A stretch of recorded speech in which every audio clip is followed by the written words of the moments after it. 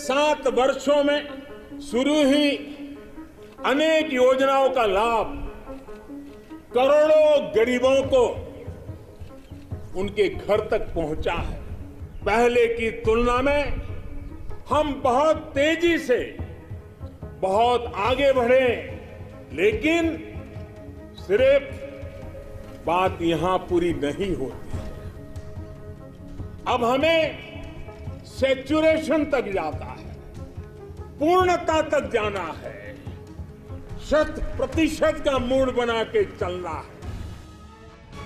भारत के माननीय प्रधानमंत्री श्री नरेंद्र मोदी जी के द्वारा विभिन्न सरकारी योजनाओं में संतृप्ति अर्थात 100% पूर्णता के किए गए आह्वान को गुजरात के मुख्यमंत्री श्री भूपेंद्र भाई पटेल के मार्गदर्शन में अपना मूल मंत्र बनाया है भरूच जिला प्रशासन ने, जिसके अंतर्गत गंगा स्वरूपा महिलाओं तथा वृद्ध एवं निराधार लोगों से जुड़ी योजनाओं को मात्र 3 महीनों के अंतराल में संतृप्त करने हेतु भरूच जिले में शुरू हुआ एक महाअभियान उत्कर्ष पहल।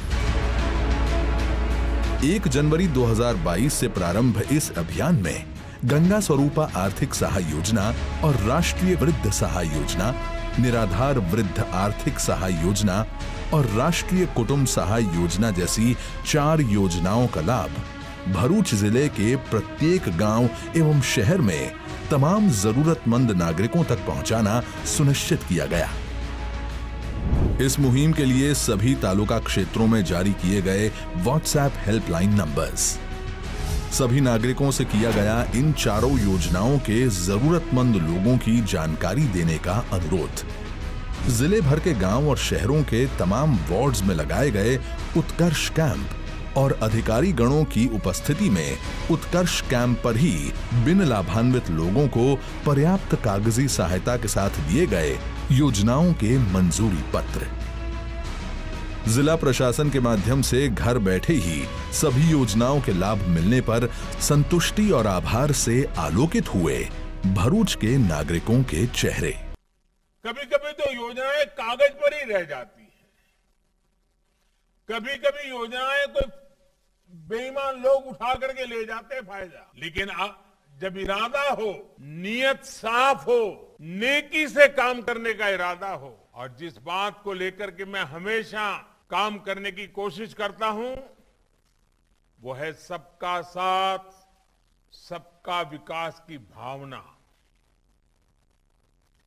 जिससे नतीजे भी मिलते हैं। किसी भी योजना के 100% लाभार्थी तक पहुंचना एक बड़ा लक्ष्य है। काम कठिन जरूर है, लेकिन रास्ता सही यही है। मैं सभी लाभार्थियों को, प्रशासन को, ये आपने जो अचीव किया है इसके लिए बधाई देना ही है मुझे। साथियों, आप जानते हैं भली भांति हमारी सरकार जब से आपने मुझे गुजरात से दिल्ली की सेवा के लिए भेजा, देश की सेवा के लिए भेजा, अब उसको भी 8 वर्ष हो जाएंगे। 8 वर्ष सेवा, सुशासन और गरीब कल्याण को समर्पित रहे। आज जो कुछ भी मैं कर पा रहा हूं वो आप ही लोगों के पास सीखा हूं, आप ही के बीच में जीते हुए विकास क्या होता है, दुख दर्द क्या होते हैं, गरीबी क्या होती है, मुसीबतें क्या होती हैं, उनको बहुत निकट से अनुभव किया है। और वही अनुभव है जिसको लेकर के आज पूरे देश के लिए, देश के करोड़ों करोड़ों नागरिकों के लिए एक परिवार के सदस्य के रूप में काम कर रहा हूं। सरकार का निरंतर प्रयास रहा है कि गरीब कल्याण की योजनाओं से कोई भी लाभार्थी, जो भी उसका हकदार है, वो हकदार छूटना नहीं चाहिए। सबको लाभ मिलना चाहिए जो हकदार है, और पूरा लाभ मिलना चाहिए।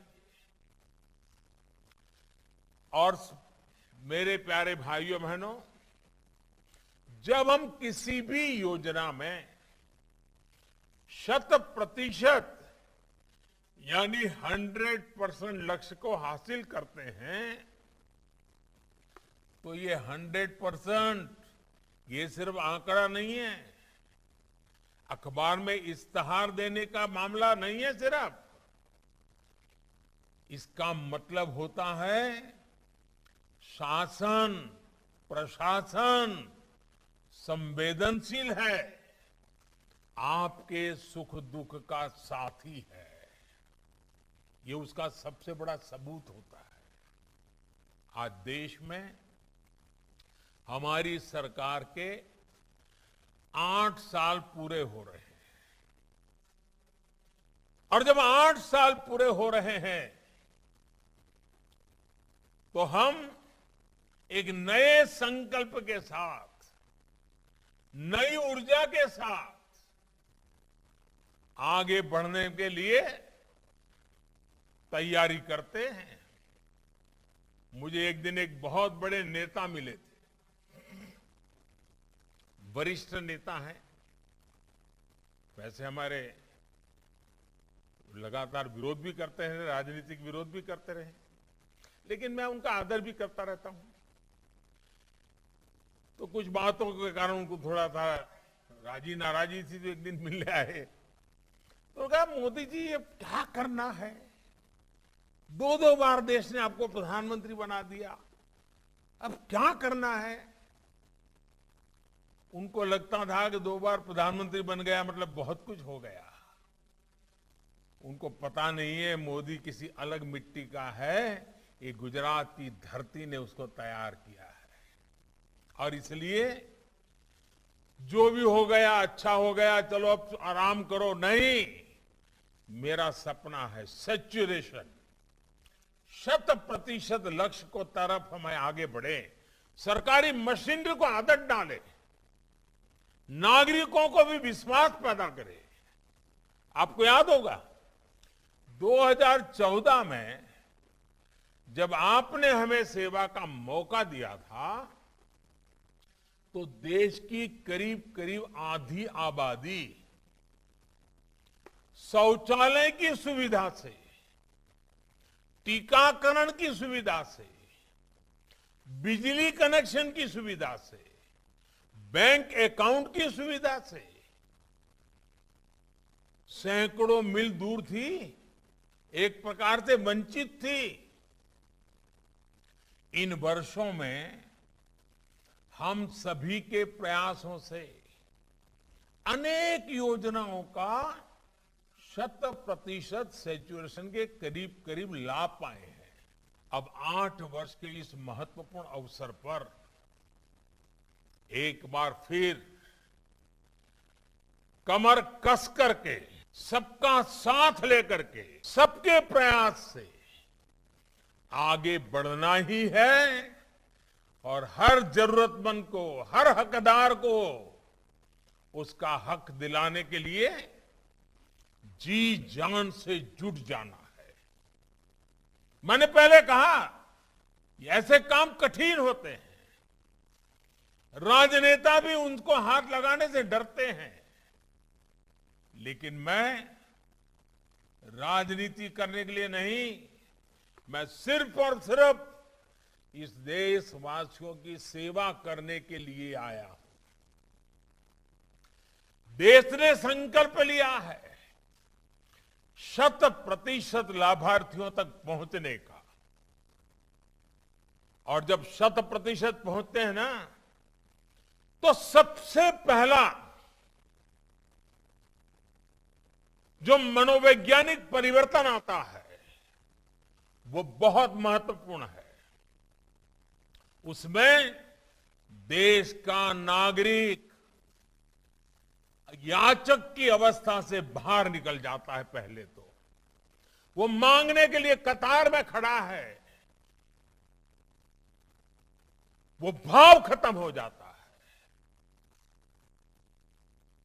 उसके अंदर एक विश्वास पैदा होता है कि मेरा देश है, मेरी सरकार है, ये पैसों पर मेरा हक है, मेरे देश के नागरिकों का हक है।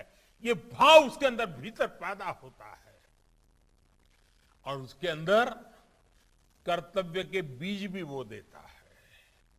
और साथियों, जब सैचुरेशन होता है ना, तो भेदभाव की सारी गुंजाइश खत्म हो जाती है। किसी की सिफारिश की जरूरत नहीं पड़ती है। हर एक को विश्वास रहता है, भले उसको पहले मिला होगा लेकिन बाद में भी मुझे मिलेगा ही। 2 महीने बाद मिलेगा, 6 महीने बाद मिलेगा, लेकिन मिलने वाला है। उसको किसी की सिफारिश की जरूरत नहीं पड़ती। और जो देने वाला है वो भी किसी को ये नहीं कह सकता है तुम मेरे हो इसलिए दे रहा हूं, वो तो मेरा नहीं है इसलिए नहीं दे रहा हूं। भेदभाव नहीं कर सकता है। और देश ने संकल्प लिया है 100% लाभार्थियों तक पहुंचने का। आज जब 100% होता है तो तुष्टीकरण की राजनीति तो समाप्त ही हो जाती है। उसके लिए कोई जगह नहीं बचती है। 100% लाभार्थियों को पहुंचने का मतलब होता है समाज में अंतिम पायदान पर खड़े व्यक्ति तक पहुंचना। जिसका कोई नहीं है उसके लिए सरकार होती है, सरकार के संकल्प होते हैं, सरकार उसकी साथी बनकर के चलती है। ये भाव देश के दूर दराज जंगलों में रहने वाला मेरा आदिवासी हो, झुग्गी झोपड़ी में जीने वाला मेरा कोई गरीब मां बहन हो, बुढ़ापे में अकेले जिंदगी गुजारने वाला कोई व्यक्ति हो, हर किसी को ये विश्वास पैदा कराना है कि उसके हक की चीजें उसके दरवाजे पर आकर के देने के लिए प्रयास करेंगे। साथियों, 100% लाभार्थियों की कवरेज यानी हर मत, हर पंथ, हर वर्ग को एक समान रूप से सबका साथ, सबका विकास, 100% लाभ, गरीब कल्याण की हर योजना से कोई छूटे ना, कोई पीछे ना रहे। ये बहुत बड़ा संकल्प है। आपने आज जो राखी दिए ना, सब विधवा माताओं ने मेरे लिए जो राखी भी इतनी बड़ी बनाई है, राखी ये सिर्फ धागा नहीं है, ये आपने मुझे एक शक्ति दी है, सामर्थ्य दिया है। और जिन सपनों को लेकर के चले हैं उन सपनों को पूरा करने के लिए शक्ति दी है। इसलिए आज जो आपने मुझे राखी दी है उसे मैं अनमोल भेंट मानता हूं। ये राखी मुझे हमेशा देश के गरीबों की सेवा के लिए 100% सैचुरेशन की तरफ सरकारों को दौड़ाने के लिए प्रेरणा भी देगी, साहस भी देगी और साथ भी देगी। यही तो है सबका साथ, सबका विकास, सबका विश्वास और सबका प्रयास।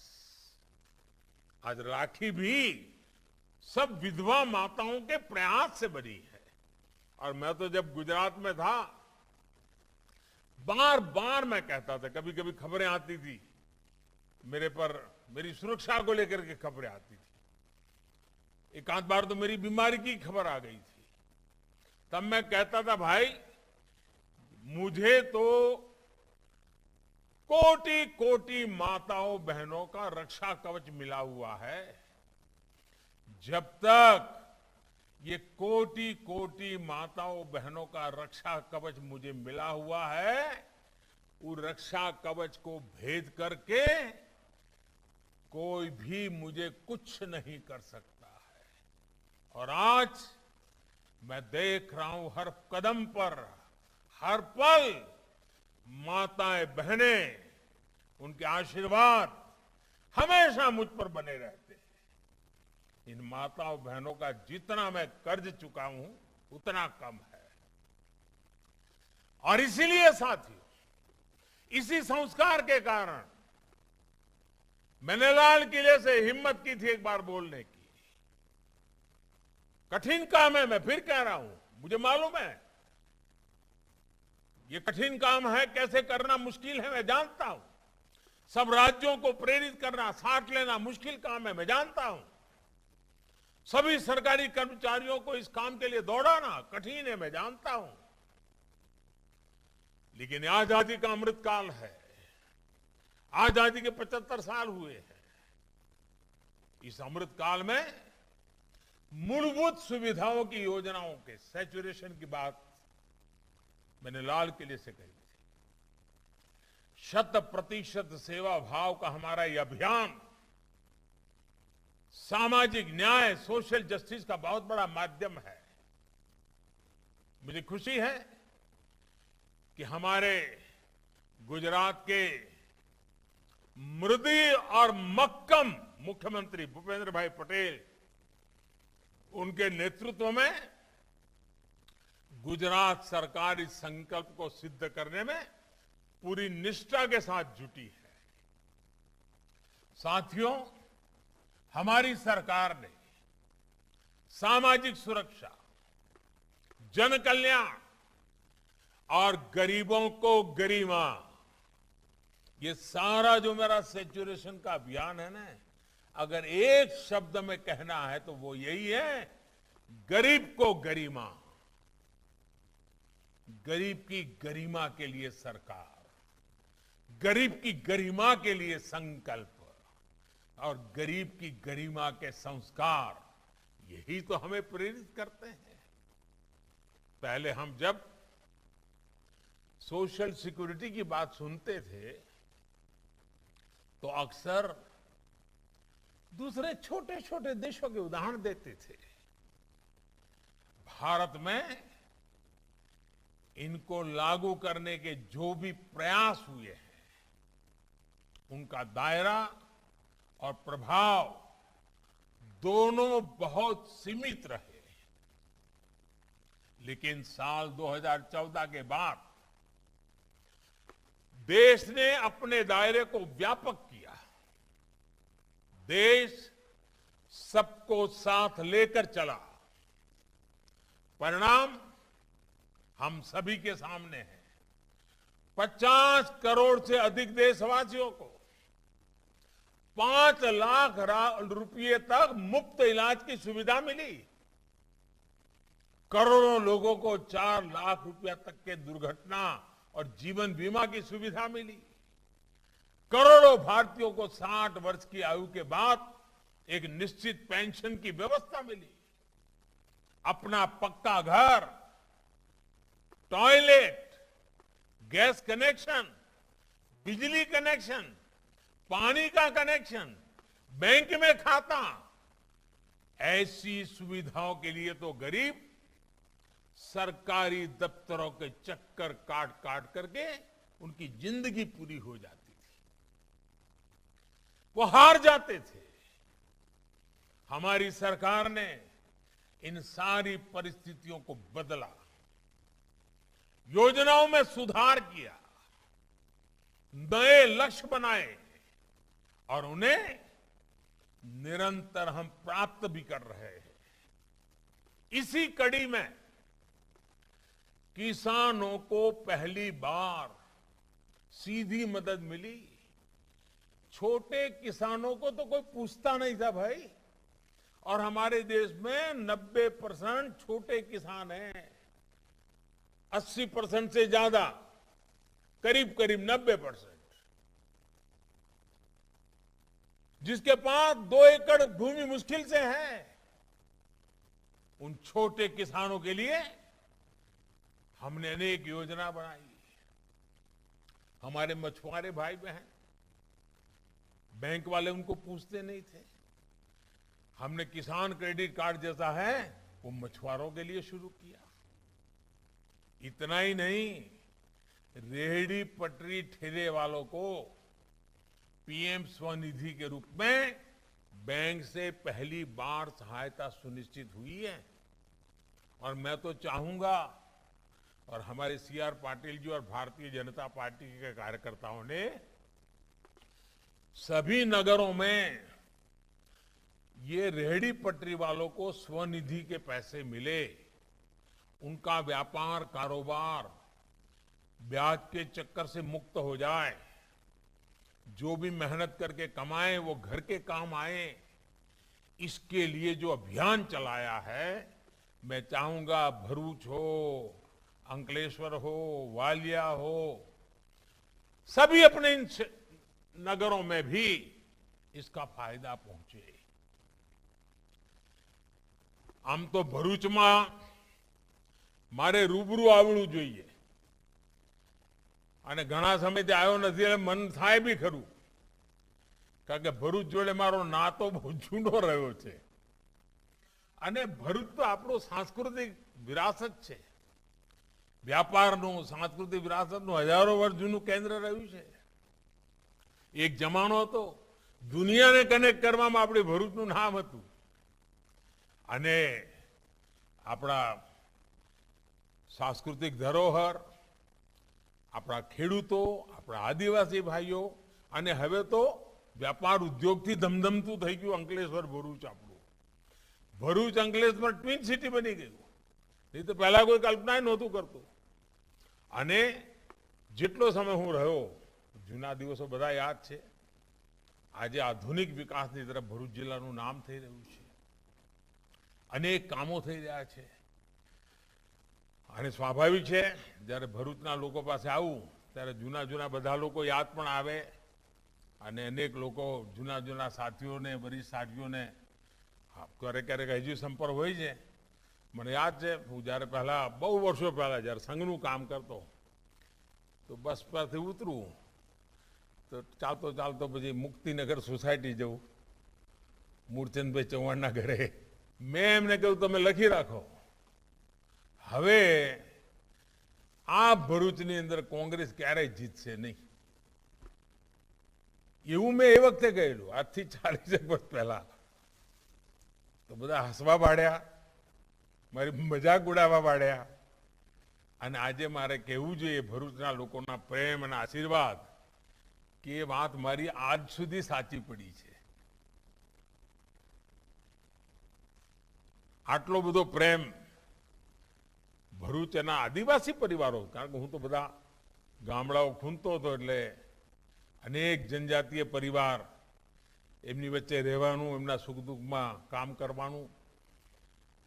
અમારા એક ચંદુભાઈ દેશમુખ હતા પહેલા, એમની જોડે કામ કરવાનું, પછી અમારા મનસુભાઈ બધો કારોબાર સંભાળી લીધો, અમારી ઘણી જવાબદારીઓ સંભાળી લીધી।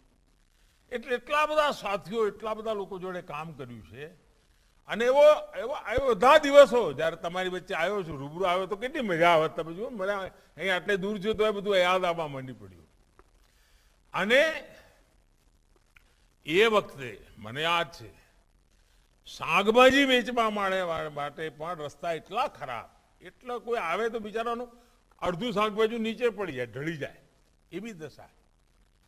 એટલે ભેગું કરી મને આ જવું, રસ્તામાં જતો ઘણી વાર આવું થયું પછી પેલા બિચારા ગરીબ માણસને એ લારી ઊંધી થઈ ગયું તો ભરી આપવું।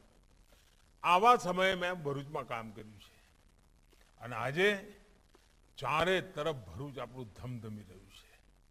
સડકોમાં સુધાર થયો છે, જીવન વ્યવસ્થામાં સુધાર થયો છે, શિક્ષણ સંસ્થાઓ, આરોગ્યની વ્યવસ્થાઓ, તેજ ગતિથી આપણો ભરૂચ જિલ્લો આગળ વધ્યો છે અને આખો આદિવાસી પટ્ટો, મને ખબર છે ઉમરગામથી અંબાજી આખા આદિવાસી પટ્ટામાં ગુજરાતમાં આદિવાસી મુખ્યમંત્રી રહી ગયા, પણ વિજ્ઞાનની શાળા નહોતી। બોલો, વિજ્ઞાનની શાળા મારે મુખ્યમંત્રી બન્યા પછી શરૂ કરવાનું નસીબ આવ્યું।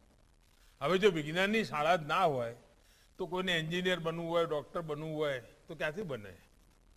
હમણાં આપણે યાકુબભાઈ વાત કરતા હતા કે દીકરીઓને ડોક્ટર થવું, કેમ થવાની શક્યતા બની? કે ભણતર ચાલુ થયું ભાઈ, એટલે દીકરી પણ નક્કી કરે છે કે મારે ડોક્ટર બનવું છે. આ જે બદલાવ આવ્યો છે ને, એ જ રીતે ભરૂચમાં ઔદ્યોગિક વિકાસ, અને હવે તો ભરૂચ આપણું અનેક રીતે મેઇન લાઇન, ફ્રેટ કોરિડોર કહો, બુલેટ ટ્રેન કહો, એક્સપ્રેસ વે કહો, કોઈ એવું આવાગમનનું સાધન ના હોય કે જે ભરૂચને ન અડતું હોય. એટલે એક પ્રકારે ભરૂચ યુવાનોના સપનાનો જિલ્લો બની રહ્યું છે. નવજવાનોની આકાંક્ષાઓનું વિસ્તાર બની રહ્યું છે. અને માં નર્મદા, સ્ટેચ્યુ ઓફ યુનિટી પછી તો આપણું ભરૂચ હોય કે રાજપીપળા હોય, આખી હિન્દુસ્તાનમાં અને દુનિયામાં તમારું નામ હવે છવાઈ ગયું છે કે ભાઈ સ્ટેચ્યુ ઓફ યુનિટી જવાનું ક્યાંથી જવાનું, તો કે ભરૂચથી જવાય, રાજપીપળાથી જવાય. અને હવે આપણે પેલું બીજું બિયર બનાવી રહ્યા છે. મને યાદ છે, ભરૂચ નર્મદાની કિનારે પીવાના પાણીની તકલીફ પડે.